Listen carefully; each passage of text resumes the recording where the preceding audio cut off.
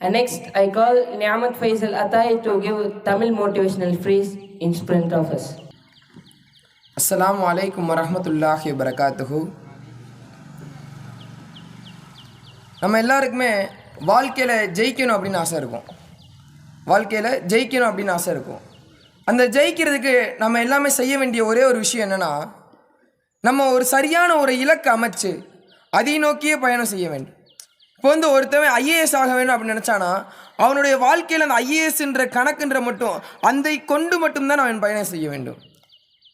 அறிஞர்களுடைய கணக்கெடுப்பு படி வருது, மனிதன் ஒரு நாளைக்கு 60,000த்திற்கு மேலான எண்ணங்களை சிந்திக்கிறான்னு வருது. அந்த 60,000த்துக்கு மேலான எண்ணங்களில் எவன் ஒருவன் அந்த 60,000த்தில் ஒரு இலக்கை சரியான முறையில் அமைத்து செல்கிறானோ அவன் தன்னுடைய வாழ்க்கையில் வெற்றி பெற்று விடுவான்.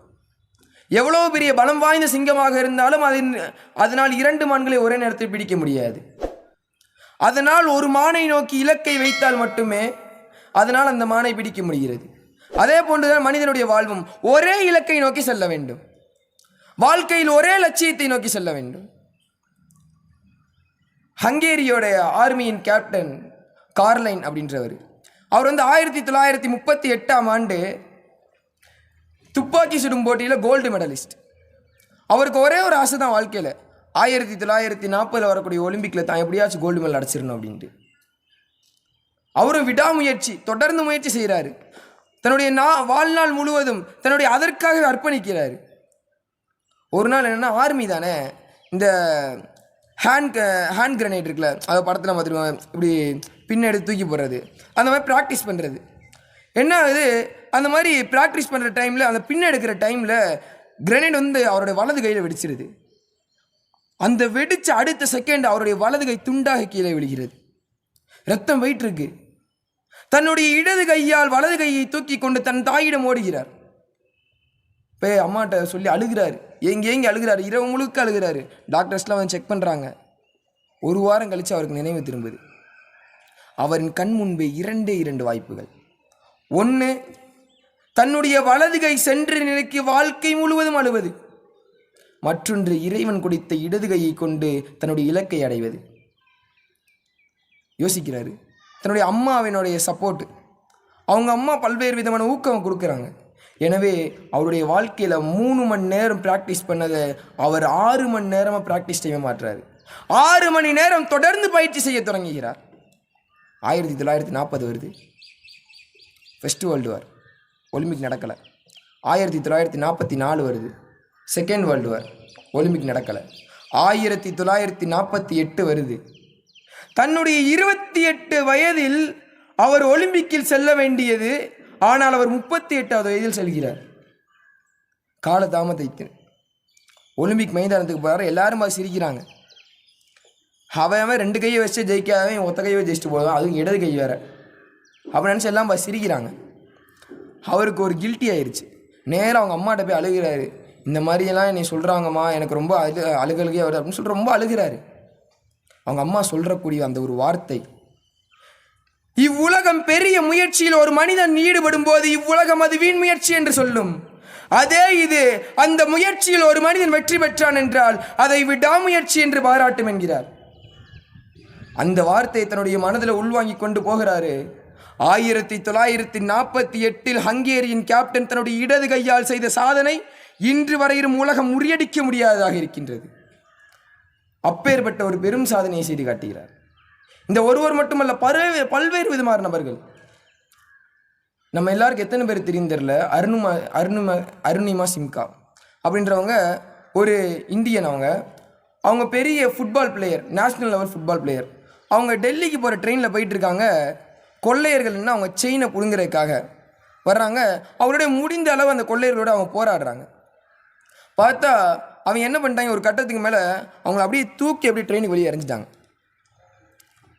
எதிரில் ஒரு ட்ரெயின் வருது, அவருடைய ஒரு கால் அப்படி துண்டை எடுத்துகிட்டு போயிரு. இரவாகுது, நைட்டு ஃபுல்லாக அழுகிறாங்க. அந்த குளிர் பனியில் இருந்து அழுகிறாங்க. வலியை தாங்க முடிய, ரத்தம் போயிட்டுருக்கு. இதெல்லாம் விட ஒரு கொடுமை என்னென்னா, தன்னுடைய துண்டான காலை எலி தான் கண்ணு முன்னாடியே சாப்பிட்டுக்கிட்டு இருக்கு.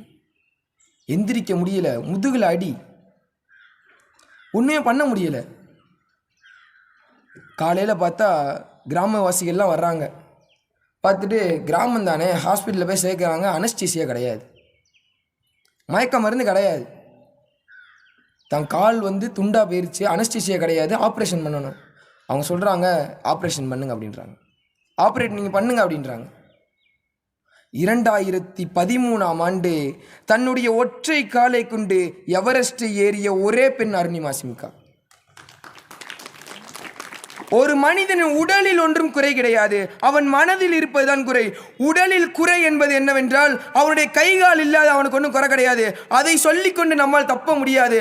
முயற்சி செய்யறதுக்கு உனக்கு ஆர்வம் இருக்கு, உன்னால் உழைக்க முடியும், நம்பிக்கை இருக்கு, இருந்தாலும் நீ செய்யலை அப்படின்னு, அதுதான் உன்னுடைய முதல் குறை. அதனால தான் நம்மளாம் செய்கிறோம். சில நேரத்தில் நம்மளால் முடியும் நமக்கு தெரியும், நம்மளால் செய்ய முடியும் நமக்கு தெரியும், நம்மளால் படிக்க முடியும் நமக்கு தெரியும், நம்மளால் இந்த இடத்துல நம்மளால் நின்று சாதிக்க முடியும்னு தெரியும். இருந்தாலும் அது என்னால் முடியாது, எனக்கு டைம் என்னால் ஒதுக்க முடியாது, எனக்கு வாழ்க்கை முழுவதுமே எனக்கு பொழுதுபோக்கிலேயே வாழணும் அப்படின்னு ஆசைப்படுறேன் அப்படின்னு நினச்சவை என்றைக்குமே வாழ்க்கையை ஜெயிச்சுதா? இப்போ வரைக்கும் சரித்திரம் என்றைக்குமே எழுதுனே கிடையாது. வாழ்க்கையில் எவ்வளோ பெரிய ஆளாக இருக்கட்டும், உடலில் இருக்கும் குறையை கொண்டு எவனாலும் தப்பிக்க முடியாது. நம்ம சற்று யோசித்து பார்க்கணும். சாதாரண செருப்பு தைக்கக்கூடிய மகன் தான் ஆபிரகாம் லிங்கன். அமெரிக்க ஜனாதிபதி ஆனார். அவர் ஒன்றும் அவருடைய ஏழ்மையை காரணமாக காட்டல. வெள்ளையர்களே நுழையக்கூடிய வெள்ளை மாளிகையில் எவ்வாறு கருப்பினத்தை சேர்ந்த ஒபாமா 4-5 முறை நுழைந்தார். அவர் கற்ற கல்வியும் அவர் தன்னுடைய இனத்தை பார்க்காமல் தன் கல்வியை பார்த்து கொண்டனர். ஒரு சாதாரண சிப்பாயாக இருந்த நெப்போலியன் உலகமே போற்றும் ஒரு மாபெரும் அரசனாக மாறியது எப்படி? தன்னுடைய தன்னம்பிக்கை. ஏன் நம்ம அவ்வளோ தூரம்லாம் போனோம்?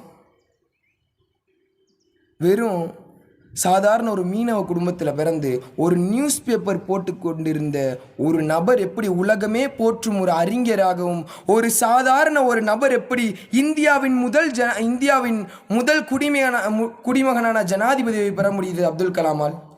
நாம் ஒவ்வொருவரும் சிந்தித்து பார்க்க வேண்டும். ஜனாதிபதி பதவி அவரால் எவ்வாறு பெற முடிந்தது? அவருடைய வாழ்க்கையில் அவருடைய கல்வியும் அவருடைய உழைப்புமே காரணம். அதுக்கெல்லாம் அவங்களுடைய தன்னம்பிக்கை தான் மெயினான காரணம். இந்த தன்னம்பிக்கை எப்படிப்பட்டது தெரியுமா? அந்த தன்னம்பிக்கைன்றது யாராலும் முடியாது என்று சொல்லும்போது உன்னால் முடியும் என்று உனக்கே ஊக்கமளிப்பது தான் தன்னம்பிக்கை. எல்லாருமே சொல்லுவாங்க, உன்னால் முடியாது, உன்னால் செய்ய முடியாது, உன்னையால் அதான் பண்ண முடியுமாப்பா, உன் கை கால்லாம் இப்படிப்பா, நீங்கள் அந்த இடத்துல வந்து உன்னையால் நடக்க முடியாது, பேச முடியாது, செய்ய முடியாதுன்னு சொல்லும்போது அந்த இடத்துல உங்களுக்கு நீங்கள் சொல்லிக்கணும், என்னையால் அது முடியும், ஐ டூ இட், என்னையால் அது முடியும், என்னையால் அதை செஞ்சு முடிக்க முடியும் அப்படின்னு சொல்லி வாழ்க்கையில் வெற்றி பெறுவனே உண்மையான வெற்றியாளர். விழுந்து கிடந்தால் சிலந்தியும் உன்னை சிறைபிடிக்கும், எழுந்து நடந்தால் எரிமலையும் உனக்கு வழி கொடுக்கும், முடியாது என்றால் மூச்சுக்காற்றும் நின்றுவிடும், முடியும் என்று துணிந்து விட்டால் மனிதன் மூளைக்குள் மின்சாரம் என்பது பாயும். தன்னம்பிக்கை என்னும் நெருப்பு பொறியை மனித உள்ளம் தாங்கி நின்றால் எண்ணியது எண்ணியவாறு நடக்கும், இடையூறுகள் காணாமல் போகும். வாழ்க்கையில் ஜெயிக்கின்ற ஒரே கோலோடு நம்ம போகணும்.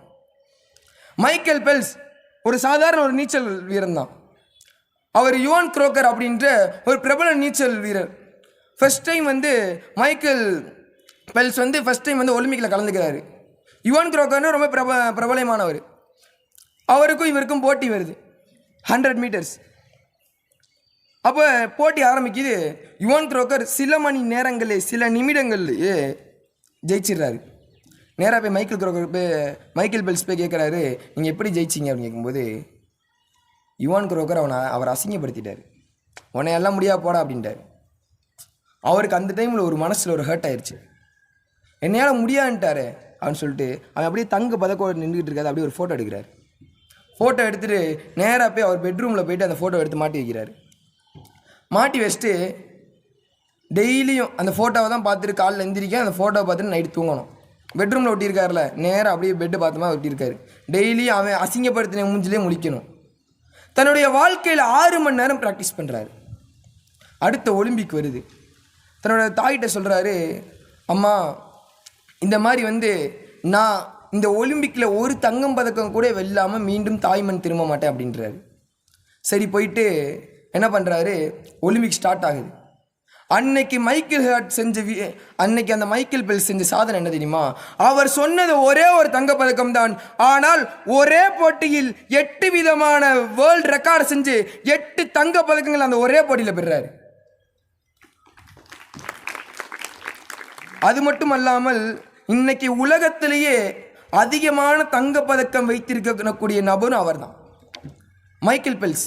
அவர் தான் இந்த உலகத்தில் 25 தங்கப்பதக்கத்திற்கு சொந்தக்காரர் அவர் தான். எப்படி இவ்வளோ பெரிய சாதனை? வாழ்க்கையில் அவருடைய ஈகோ ஹர்ட் ஆயிடுச்சு. ஈகோன்ற நமக்கு என்ன எதுக்கெல்லாம் ஹர்ட் ஆகுது? ஒருத்தவங்க திட்டாங்கன்னு ஹர்ட் ஆகுது, ஒருத்தவங்க பேசிட்டாங்க ஹர்ட் ஆகுது, ஒருத்தவங்க கவலைப்படுத்திட்டாங்கன்னு ஹர்ட் ஆகுது. ஆனால் ஈகோன்றது நம்மளால் முடியாதுன்னு சொல்லும்போது ஹர்ட் ஆகணும். ஒருத்தவங்க ஈகோ டச் பண்ணிட்டானா நம்மளால் என்ன முடியுன்ற காட்டணும். வாழ்ந்தாலும் ஏசும் உலகமடா, தாழ்ந்தாலும் ஏசும் உலகமடா தான் இது. நீ வாழ்க்கையில் ஜெயிச்சாலும் உனக்கு திட்டிகிட்டே தான் இருக்கும் இந்த உலகம். வாழ்க்கையில் நீ தோற்று போனாலும் திட்டிகிட்டே தான் இருக்கும். வாழ்க்கையில் ஜெயிச்சா என்ன, அவன் ஜெயிச்சிட்டான் அப்படின்னு சொல்லிட்டு அவன்லாம் எப்படிப்பா ஜெயிச்சான்னு தெரில, அவன் குறுக்கு முகல ஜெயிச்சிருப்பா அப்படின்னு. தாழ்ந்தாலும் சொல்லுவோம், உன்னையால் முடியாதுன்னு எனக்கு அன்னைக்கே தெரியும்ப்பா அப்படின்னு. சில பேர் சொல்லுவாங்கன்னா எனக்கு அன்னைக்கே ஜெயிச்சிருவான்னு தெரியும். ஜெயிக்கும் போது கூட வருவதும் தோற்று போகும்போது கொண்டு போவதும் தான் இந்த உலகத்தின் நியதி. ஓடும் குதிரையிலே முதல் குதிரையை மட்டும்தான் இந்த உலகம் பார்க்கிறது, பின்னால் வருவதை பார்க்கவில்லை. ஏனென்றால் ஓடும் முதல் குதிரை தான் இவ்வுலகின் கவனத்தை ஈர்க்கிறது. அதன் காரணமாகத்தான் வெற்றி என்பது ஒரு வாழ்வன் மனிதன் முக்கியம். Your merits are judged only by the results. உங்களை சுற்றி இருக்க ஒவ்வொரு நபர்களும் உங்களுடைய ரிசல்ட் என்னன்னு மட்டும்தான் பார்க்குறாங்களோ ஒழிய நான் அவ்வளோ கஷ்டப்பட்டேன் இவ்வளோ கஷ்டப்பட்டேன் வேஸ்ட், பிரயோஜனமே கிடையாது. நான் அவ்வளோ கஷ்டப்பட்டேன் இவ்வளோ கஷ்டப்பட்டேன், நீ கஷ்டப்பட்டு என்னடா பிரயோஜனம்? கஷ்டப்பட்டு என்ன பண்ண? உன் வாழ்க்கையில் நீ ஏன் செஞ்சிருக்கியா? அடுத்த கேள்வி இதுவாக தான் இருக்கும். அதனால என்றைக்குமே ஜெயிச்சுட்டு அந்த இடத்துல பேசணும். ஜெயிக்கிறதுக்கு முன்னாடி நான் அதை செஞ்சிருவேன் பேசக்கூடாது. ஜெயிச்சுட்டு பேசும்போது அவனுடைய மதிப்பே வேறு லெவலில் இருக்கும். எனவே வாழ்க்கையில் முயற்சி செய்யக்கூடிய பாக்கியத்தை இறைவன் நமக்கு தந்து தருவாராக. அஸ்ஸலாமு அலைக்கும் வரஹ்மத்துல்லாஹி வபரகாத்துஹு.